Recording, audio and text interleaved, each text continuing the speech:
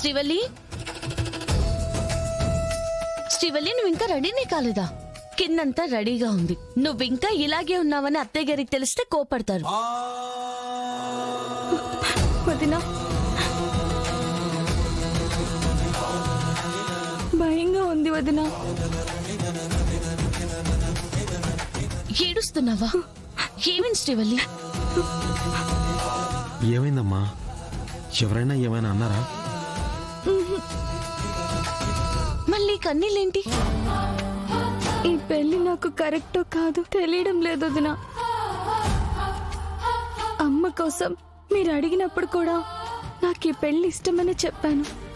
కానీ నాకు ఈ పెళ్లి ఇష్టం లేదు వదినా. అతను మోసగాడు, ఫ్రాడ్ అని చెప్పారు.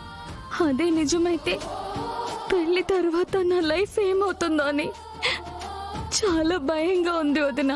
అయ్యో పిచ్చి తల్లి, వాడు ఫ్రాడ్ అని మాకు తెలిసా కూడా ఈ పెళ్లి జరిపిస్తామని నువ్వెలా అనుకున్నావు? ఈ అన్న ఉండగా చెల్లికి అన్యాయం జరుగుతుంటే చూస్తూ ఊరుకుంటాడా? నువ్వేం టెన్షన్ పడకు. హ్యాపీగా వచ్చి కింద పీటల మీద కూర్చో. మిగతాదంతా మేం చూసుకుంటాం.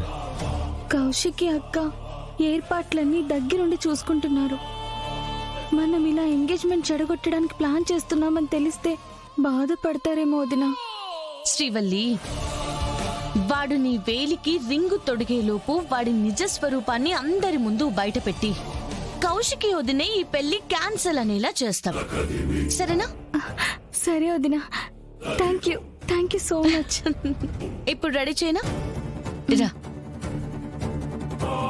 కూర్చో.